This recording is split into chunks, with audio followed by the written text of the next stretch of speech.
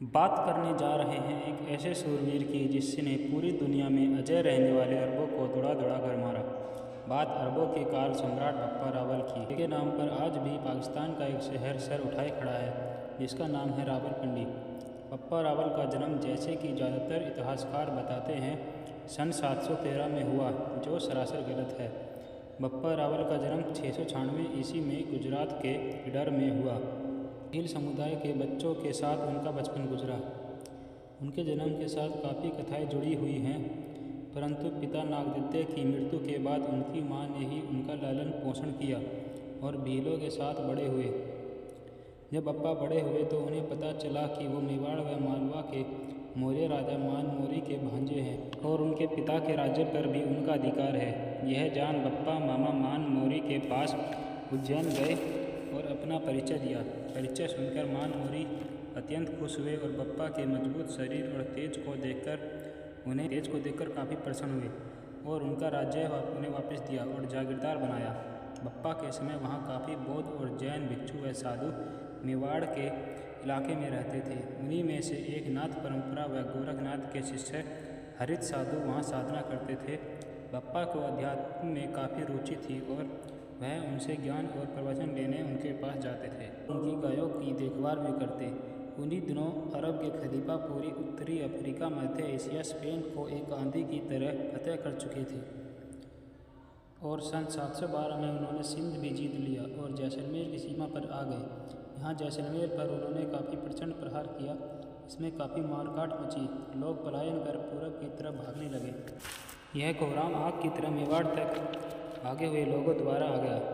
यह समाचार हरित ऋषि को भी प्राप्त हुआ और उन्होंने बप्पा को धर्म कार्य के लिए इस आंधी का सामना करने को प्रेरित किया और कहा जाता है कि उन्होंने उन्हें एक पैनी हथियार नुमा खुरगी प्रदान की और बप्पा और अन्य छोटे छोटे राज्यों ने एक सेना इकट्ठी कर जैसलमेर की सहायता के लिए चल पड़े। अन्य सभी राजाओं ने मिलकर मोहम्मद बिन कासिम के सामना किया और अब कासिम की सेना को भारी नुकसान होने लगा और अंततः कासिम की सेना इतनी कम हो गई कि उन्हें वापस अरब जाना पड़ा, जहां उनकी मृत्यु हो गई। में साहस का परिचय देने और बलिष्ठ शरीर के कारण नौजवान बप्पा रावल पूरे पश्चिमी भाग में प्रसिद्ध हो, परंतु अरब यह नहीं माने और अगले वर्ष पुनः काफ़ी बड़ी सेना के साथ अल जुनैद के नेतृत्व में काफ़ी तेज़ी से जैसलमेर पंजाब के भागों को जीतकर उज्जैन पर हमला किया। ये हमला काफ़ी तेज था और भारतीय कुछ समझ नहीं सके। मालवा में मान मौर्य का शासन था। उसने काफ़ी बड़ी सेना तैयार की और बप्पा को सेनापति बनाया। क्योंकि बप्पा पहले भी अरबों का सामना कर चुके थे, अतः दोनों सेनाओं का मेवाड़ मालवा के बॉर्डर पर युद्ध हुआ और इसमें बप्पा की सेना ने अरब कमांडर की सेना को गाजर मूली की तरह काट दिया और जिस जगह यह युद्ध हुआ वह मीतपाट कहा जाने लगा, क्योंकि बप्पा ने इतने अरबों को मारा कि भूमि पर लाश ही लाश हो गई। मीतपाट का अर्थ है चर्बी से ढकी भूमि। युद्ध से बप्पा समूचे भारत में प्रसिद्ध इलाका राज मान मौर्य ने बप्पा को खुश होकर मेवाड़ का इलाका राज करने को दिया, जो कि पूर्व में उनके ही पूर्वजों राजा गोहिल के समय से वहाँ उनके पूर्वज राज करते थे। राजा गोहिल के समय से वहाँ उनके पूर्वज एक स्वतंत्र राज करते थे। अब बप्पा भी एक स्वतंत्र राज्य के राजा हो गए। अगले वर्ष फिर अरबों का एक और बड़ा अभियान भारत की तरफ आया। इस बार बप्पा ने बड़ी योजना बनाई, क्योंकि अरब इस बार लाट की तरफ से आए थे, जो गुजरात में है और वहाँ सोलंकी राजाओं का राज था। बप्पा ने इस बार बड़ा संघ बनाया जिसमें गुजरात के सोलंकी, राष्ट्रकूट, दंती दुर्ग, प्रतिहार, नागवट, जो कि चालुक्यों के ही सामंत थे, और तिहारों का जालौर, भीलवन के छोटे छोटे राज्य जो कि मौर्यों के सामंत थे, उनके साथ मिलकर एक संघ बनाया और भरूच के चौहान जो कि सोलंकी के सामंत थे, वो भी इस महासंघ में शामिल हुए और एक काफ़ी बड़ी सेना और दोनों सेनाएं गुजरात राजस्थान बॉर्डर पर जा भिड़ी। इस बार राजपूतों ने हमला काफ़ी प्रचंड किया, जिससे अरबी सेना में भगदड़ मच गई और मार काट देख वह मच गई। उनके काफ़ी सैनिक मारे गए और मार काट देख बाकी सैनिक पीछे हटने लगे।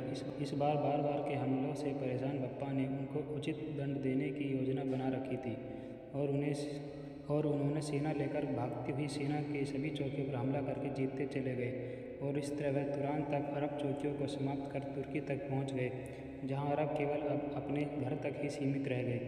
वापस आते वक्त कुछ राज्यों से संधि बना बप्पा ने शादी करी और उनको वापस लौटा दिया और सिंध के क्षेत्र में अपने सामंत स्थापित किए, जिसमें सुमा और सुरमा वंश के राजपूत मुख्य थे। चौकी उन्होंने अफगान काबुल सीमा पर बनाई।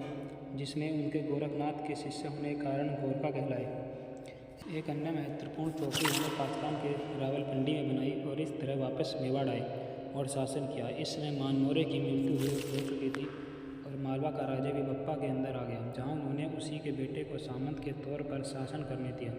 इस तरह बप्पा ने अरबों की अजय सेना का घमंड तोड़ा ही नहीं, बल्कि उस पर ऐसा घात डाला कि कोई भी अरब हमला उम्मीद खलीफा की तरफ से कभी वापस न हो सका।